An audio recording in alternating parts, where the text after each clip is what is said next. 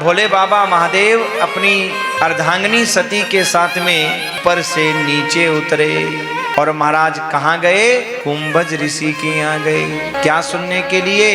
कथा सुनने के लिए गए। किसी ने बाबा महादेव से कहा, बाबा आप ऊपर से नीचे उतरे। अरे लोग तो नीचे से ऊपर जाना चाहते हैं और आप नीचे से ऊपर से नीचे उतरे। तो बाबा महादेव ने कहा, भाई ऊपर से नीचे तो सारी दुनिया ही उतरती है, सब लोग कहाँ से आए? ऊपर से तो आए सारे के सारे, सब उतरते हैं। तो कहा, बाबा ये संसार भी ऊपर से उतरता है, आप भी ऊपर से नीचे उतरे, तो आप में और संसार में फिर अंतर क्या है? संसार भी ऊपर से नीचे उतरा और आप भी ऊपर से नीचे आए, तो आप में और संसार में अंतर क्या है? तो भोले बाबा कहते हैं कि देखो, ये जो संसार ऊपर से नीचे उतरता है ना, ये उतरता है आसक्ति के कारण, और हम जो ऊपर से नीचे उतरे हैं ना, हम उतरे हैं भक्ति के कारण। हमारे आसक्ति नहीं है, भक्ति है, दोनों में अंतर ये है। और हम लोग आसक्ति का मतलब, जब हमारा मन संसार में रह जाता है तो महाराज वही आसक्ति हमें संसार में वापस नीचे गिराती है, वापस लेकर के आती है, मजबूर करती है संसार में आने के लिए। और सज्जनों, इसका नाम है आसक्ति। ये आ तो सकती है पर ये जा नहीं सकती है। एक बार आ गई ना तो इसका नाम है आसक्ति। ये तो आ तो सकती है पर ये जा नहीं सकती महाराज। तो संसार उतरा आसक्ति के कारण और बाबा महादेव उतरे महाराज भक्ति के कारण।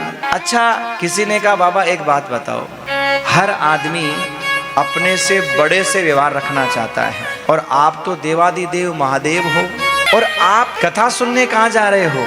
कुंभज मतलब घड़ा का बेटा।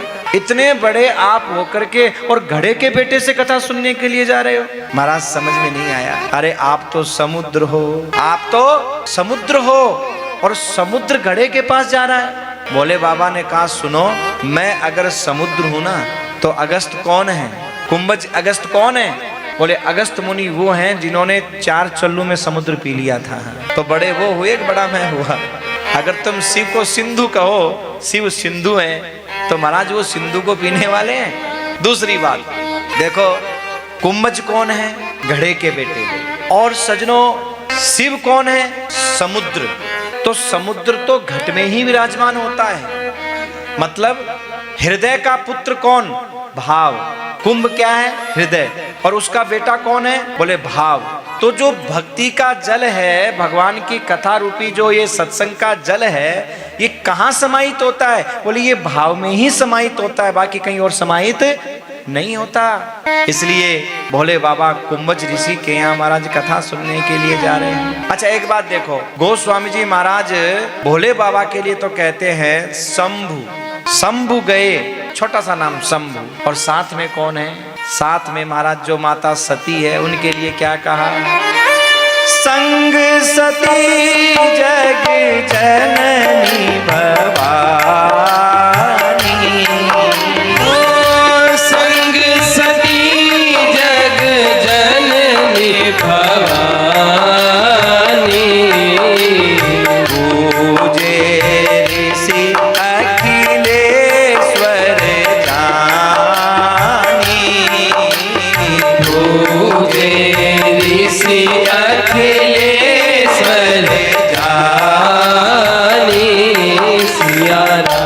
साथ में कौन है? सती जग जननी भवानी। समझे कि नहीं समझे? भोले बाबा अपना प्रभाव छोड़ करके और अपने स्वभाव को हरि चरणों में लगाते हुए जा रहे हैं। और माता सती जब कथा सुनने के लिए जा रही हैं, तो अपना पूरे प्रभाव साथ में लेकर के जा रही है, महिमा उपमा साथ में लेकर के जा रही है। भोले बाबा कहते हैं, जब कथा सुनने के लिए बैठो या जाओ ना, तो तुम कौन हो ये भूल जाओ, तुम्हारी महिमा क्या है भूल जाओ। अगर कथा वास्तव में सुनना चाहते हो तो। क्यों? अगर तुम्हें ये लगेगा कि साहब मैं तो बहुत बड़ा जयपुर का सेठ हूँ, मेरे बड़े बड़े नौकर हैं, बड़ी बड़ी गाड़ियां हैं, मेरे पास बड़ा बड़ा महल है, लोग मुझे महाराज बड़े बड़े नामों से बोलते हैं, तो आप तीर्थ में जाओगे, कथा सुनने के लिए जाओगे, तो आपकी जो पुरानी वो महिमा है आपको याद आएगी। तो न तो आप कहीं ठहर पाओगे और न ही आप कथा सुन पाओगे। क्यों? अरे मेरी ये महिमा है, मैं ऐसे कैसे बैठूं, यहाँ कैसे बैठूं, यहाँ कैसे खाऊं। बस यही सती माता के साथ में हुआ। भोले बाबा अपनी सारी उपमा सारी महिमा छोड़ करके गए, इसलिए ध्यान से कथा सुनी, क्योंकि उन्हें तो कथा से मतलब था, अपनी महिमा से कोई मतलब नहीं था।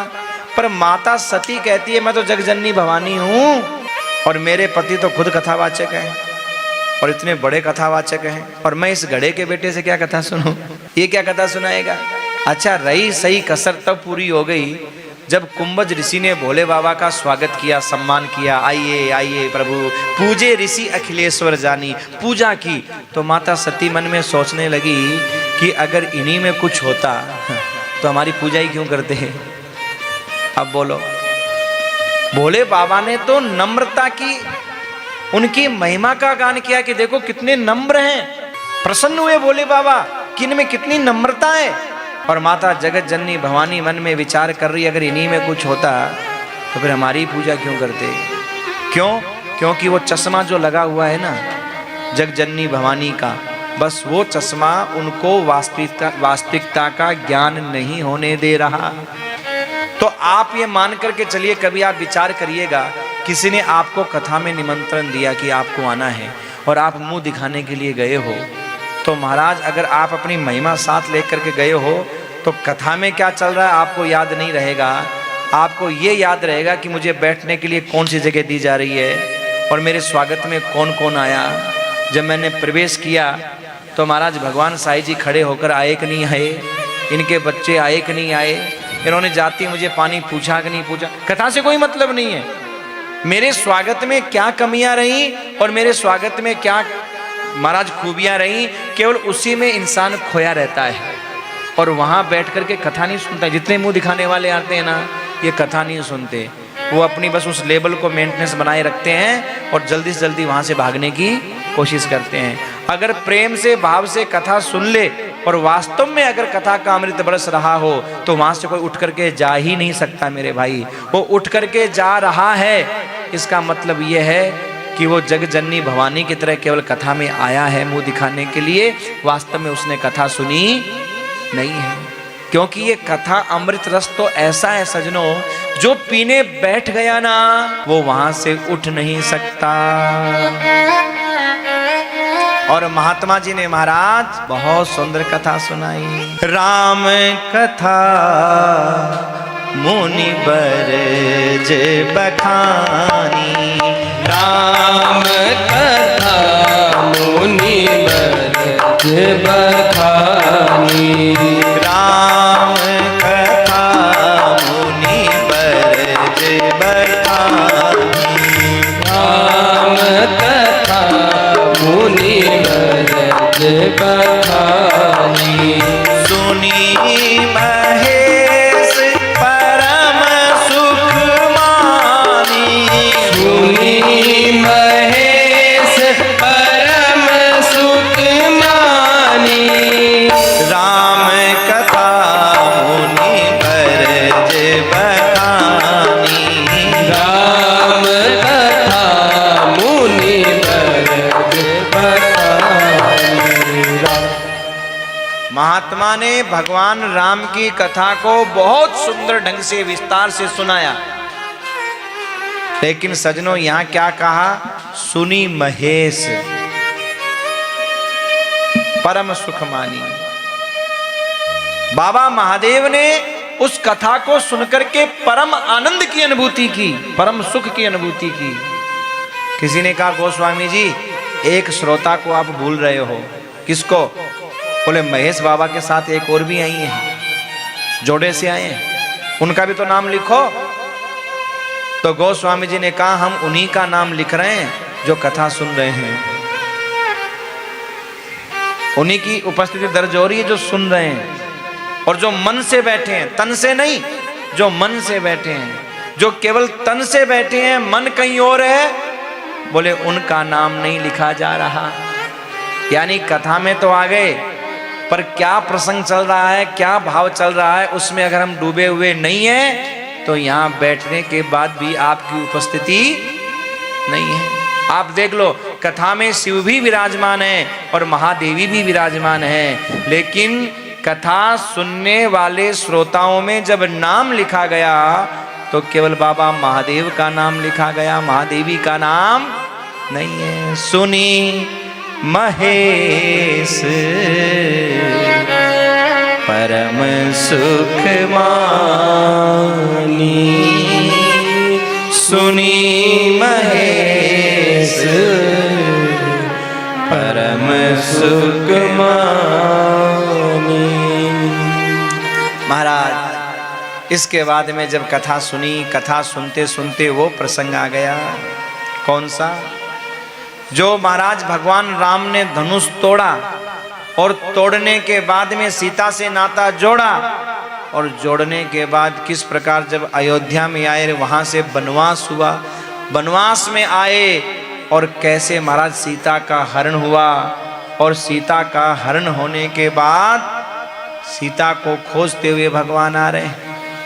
ये प्रसंग जब आया तो महाराज भोले बाबा ने मन में विचार किया कि जिनकी कथा सुन रहे हैं, आहा, अगर उनका दर्शन हो जाए फिर तो कहना ही क्या। महात्मा जी से कहा, महात्मा जी कथा तो बस यहाँ तक ठीक है, आगे? बोले इनका दर्शन हो जाए तो? बोले हाँ दर्शन हो सकता है, तो ठीक है, अब पहले दर्शन करेंगे उसके बाद कथा सुनेंगे। हृदय विचारत जात हर के ही विधि दर्शन हो, गुप्त रूप अवतरे प्रभु जान गए सबको, गए जान सब कोई। मन में विचार करने लगे कि इनके दर्शन कैसे हों, कैसे दर्शन करें। और महाराज जब वहां से वापस चले, विदा मांगी, और महाराज विदा मांग करके जब वापस चले तो देखो, जब विदा मांग करके भोले बाबा महात्मा से वापस जा रहे हैं तो आते समय तो लिख रहे थे शंभु, 2 अक्षर का नाम, और भोले बाबा जब जा रहे हैं तो त्रिपुरारी बन करके जा रहे हैं, यानी कुछ लेकर के। कथा में आए हैं और कुछ लेकर के नहीं जाएं तो फिर मतलब क्या है। और माता जो सती थी वो जगजननी भवानी बन करके आई, पर महाराज दक्ष कुमारी बन करके जा रही हैं। दक्ष कुमारी का मतलब चतुर की बेटी, चतुराई करने वाली चतुर की बेटी बन के जा रही हैं। तो गोस्वामी जी क्या लिखते हैं? मुनि सन विदा मांगी त्रिपुरारी, मुनि सन विदा मांगी त्रिपुरारी, मुनि सन विदा मांगी त्रिपुरारी, मुनि सन विदा मांगी त्रिपुरारी। चले भवन संग दक्ष कुमारी, चले भवन संग दक्ष कुमारी, चले भवन संग दक्ष कुमारी, चले भवन संग दक्ष कुमारी। आए थे शंभु बनकर, जा रहे हैं त्रिपुरारी बनकर, और माता सती आई थी जगजननी भवानी बनकर, और जा रही हैं दक्ष कुमारी बनकर। बस सजनों यही देखा जाता है कि आप सत्संग से लेकर के क्या जा रहे हो। यहाँ की तेरी मेरी बुराइयां लेके जा रहे हो, या इस कथा का कोई सार अमृत अपने साथ लेकर के जा रहे हो। जाते समय आपकी भावना कैसी है, इस पर निर्भर करता है कि आपने इन 9 दिनों में लिया क्या है और दिया क्या है। सजनों महत्व तो इस बात का नहीं है कि आपके रहने की व्यवस्था कैसी है, महत्व तो इस बात का नहीं है कि आपके खाने की व्यवस्था कैसी है, महत्व तो इस बात का है कि कथा सुनाने वालों की व्यवस्था कैसी है और सुनने वालों की व्यवस्था कैसी है। सुनाने वाले ने सुनाया क्या और सुनने वाले ने हृदय में धारण किया क्या है। अगर यहां से जाने के बाद मन में हमारे प्रसन्नता नहीं है, शिकायतें हैं, इसका मतलब हम यहाँ से बुराइयों के अलावा और कुछ लेकर के नहीं जा रहे मेरे भाई। और ध्यान रखना, तीर्थों में जब आते हैं ना तो कोई घर बसाने के लिए नहीं आते। और महाराज कई बार तो ऐसी मुसीबतें जीवन में आ जाती हैं कि पीने को पानी नहीं, रहने को स्थान नहीं, कुछ नहीं, कठिन परिस्थितियां आ जाती हैं। तब किसको शिकायत करोगे? बोलो, किसको शिकायत करोगे?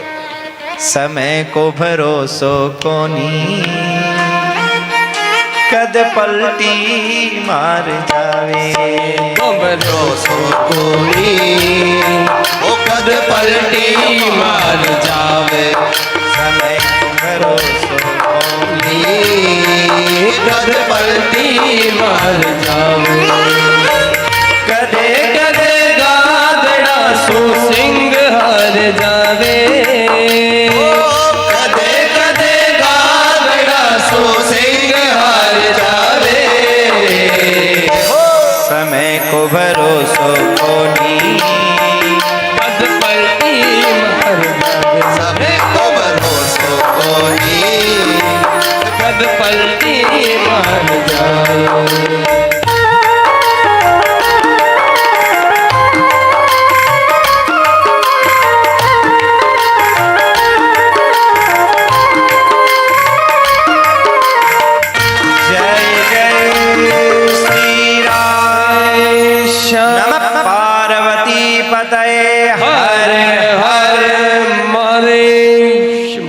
तो सजनों, एक संत, एक सैनिक और एक भक्त, इन तीनों की एक ही कैटेगरी होती है महाराज। तीनों का ध्यान अपने लक्ष्य पर होता है, बाकी इधर उधर कहीं नहीं होता। और चाहे संत हो, चाहे सैनिक हो, चाहे भक्त हो, और उनका एक ही लक्ष्य है, अपनी मंजिल को प्राप्त करना। भक्त और संत का लक्ष्य है परमपिता परमात्मा को प्राप्त करना, और महाराज सैनिक का लक्ष्य है अपनी मातृभूमि की रक्षा करते हुए शत्रु को पराजित करना। ये सैनिक का लक्ष्य है।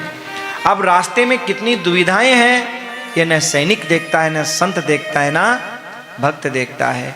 वो तो सिर्फ ये देखता है कि मैं जिस लक्ष्य के लिए चला हूं वो मेरा लक्ष्य पूर्ण हो रहा है या नहीं हो रहा है। बस महाराज वो यही देखता है, लक्ष्य देखता है। तो भोले बाबा कथा सुन करके जा रहे हैं, और माता जो सती थी वो केवल वहाँ पर और अभिमान का वो घड़ा भर करके जा रही हैं। इसलिए दक्ष कुमारी का यहाँ संबोधन किया। और वहाँ से जब चले तो मन ही मन विचार कर रहे हैं। क्या? जब दूर से भगवान को देखा, प्रणाम किया, और मन ही मन विचार करते हैं कि अगर मैं पास में जाकर के भगवान को प्रणाम करूँगा तो सब जान जाएंगे कि ये भगवान है, और गुप्त रूप अवतरे प्रभु जान लेऊं सब कोई।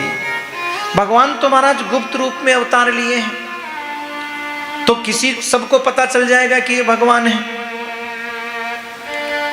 भगवान राम भोले बाबा के हृदय में महाराज कहते हैं, बाबा आप औरों को तो बाद में जनाना, पहले अपनी पत्नी सती को तो ये जना लो कि मैं भगवान हूं। क्यों?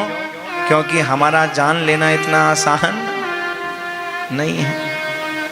भोले बाबा कहते हैं ऐसे कैसे नहीं जान जाएंगे? अरे जब मैं प्रणाम करूंगा तो कैसे पता नहीं चलेगा कि आप भगवान हो? तब तो सब जान ही जाएंगे। भोले बाबा कहते हैं आप जना तो लो, अगर ये जान जाए तो महाराज हम मान जाएंगे कि वास्तव में सब लोग जान जाएंगे, पर हमें लगता नहीं कि आप अपनी पत्नी को भी ये जना पाओगे कि मैं भगवान हूं। भोले बाबा ने प्रणाम किया और अपनी पत्नी सती से कहा, देवी ये वही हैं जासु कथा मुनि बरज बखानी। जासु कथा मुनि बरज बखानी। जासु कथा मुनि बरज बखानी। जासु कथा मुनि बरज बखानी। जासु कथा मुनि बरज बखानी। जासु कथा मुनिवर जे बतानी। जासु कथा मुनिवर जे बतानी। ये देवी वो हैं जिनकी कथा महात्मा जी ने सुनाई थी। जासु कथा कुंभज ऋषि गाई,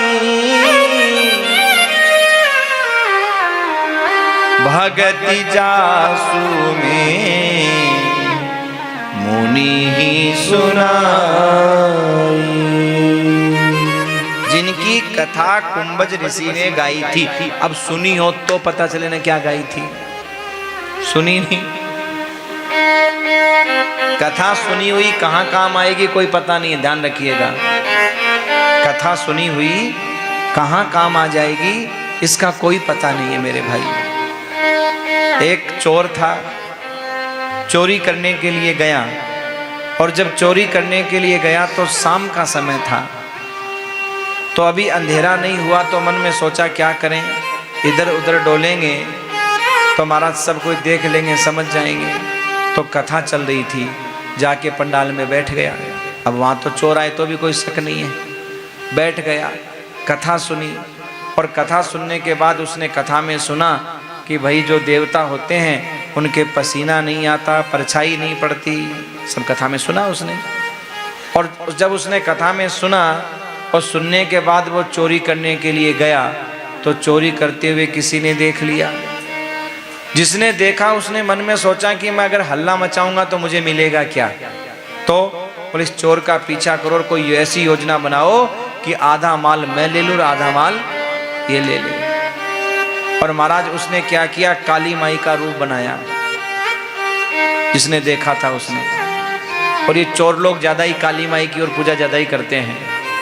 तो महाराज उसने काली माई का रूप बनाया और ऊपर से कूद करके गया महाराज उसके पास में, मैं काली माई हूं और तूने जो माल लूटा है आधा मुझे दे दे राधा, तू रख ले। अब एक बार तो घबरा गया महाराज, वो आधा आधा करने के चक्कर और डर करके आधा आधा करने के लिए तैयार हो गया। लेकिन फिर उसको कथा में सुनी हुई वो बात याद आई। कौन सी? कि देवताओं की परछाई नहीं पड़ती, इसकी तो परछाई पड़ रही है। देवताओं के पसीना नहीं आता, पर महाराज वो इतनी गर्मी में तरातर हो रहा था पसीने में, पूरा श्रृंगार बिगड़ा जा रहा था उसका। उसने कहा इसके पसीना भी आ रहा है, ये धरती पे भी खड़ा है और इसकी परछाई भी पड़ रही है, इसका मतलब कुछ तो गड़बड़ है। और वो समझ गया, बोले ये कोई काली माई नहीं है तो कोई काला जादू ही है। और तुरंत महाराज उसने एक लठ उठाया और लठ उठा करके कहा तू अगर काली माई है तो मैं काला भैरू हूं। और दौड़ा उसके पीछे महाराज, और जैसे ही पीछे दौड़ा तो काली माई आगे आगे, काला भैरू पीछे पीछे। पर सजनों उसको इस बात का ज्ञान हो गया। किस बात का ज्ञान हो गया? कि देखो मैंने बिना मन के कथा सुनी तो संसार का नश्वर धन बच गया, अगर मैंने मन लगा के कथा सुनी होती तो मेरा जीवन धन बच जाता। तो सजनों ये सुनी हुई कथा कहाँ काम आएगी कोई पता नहीं है। अब माता सती ने तो कथा सुनी नहीं थी और भोले बाबा ने कथा सुनी थी। भोले बाबा ने खूब समझाया, देवी यद्यपि प्रकट न कहूं भवानी, हर अंतर्जामी सब जानी। माता सती प्रकट होके तो कुछ नहीं बोली, लेकिन भोले बाबा समझ गए कि ये भगवान मानने के लिए तैयार नहीं है। क्यों? माता सती विचार करती है अगर ये भगवान होते तो ऐसे नारी विरह में रोते क्या? ये भगवान कैसे हो सकते हैं? खूब समझाया, लेकिन लागन उर उपदेश यद्यपि कहूं शिव बार, बहु बोले बियसी महेशु, हरि माया बलु जान जिए। बोले भैया इतना समझाने के बाद भी नहीं समझ पा रही है, इसका मतलब ये हरि की माया है। और भैया इसको समझाना बड़ा मुश्किल है, बड़ा कठिन है। जिद नहीं। देखो एक कथा ये अपने को ये भी शिक्षा देती है कि चाहे पति पत्नी हो, चाहे बाप बेटे हो, आप समझाते हो, समझाओ, लेकिन जिद्दा जिद्दी का काम नहीं। हम लोग क्या करते हैं, जिद्दा जिद्दी का काम करते हैं, और जिद्दा जिद्दी के काम से जीवन बिगड़ता है। बच्चे को समझा दिया, अब कुएं में पड़े तो पड़े महाराज, तुम अगर ज्यादा हाथ लगाओगे तो तुम्हारा बुढ़ापा बिगड़ जाएगा। पत्नी को समझा दिया, नहीं समझ रही ना, तो कुएं में पड़ेगी तो पड़ेगी, तुम क्या कर लोगे? तुम क्यों भाई बंधन में पड़ रहे हो, दुखी हो रहे हो? तुम्हारे दुखी होने से कुछ होना तो है नहीं है। तो बस यही बात महाराज यहाँ समझाई। भोले बाबा ने खूब प्रयास करके देखा, प्रयत्न करके देखा, लेकिन जब फिर भी समझ में नहीं आया तो भोले बाबा ने एक ही बात कही, जो तुम्हारे मन अति संदेह, जो तुम्हारे मन अति संदेह, तो किन जाई परीक्षा किन जाई परीक्षा जो तुम्हारे मन अति संदेह, जो तुम्हारे मन अति संदेह, तो किन जाई परीक्षा हो तो किन जाई परीक्षा ले जो तुम्हारे मन अति संदेह,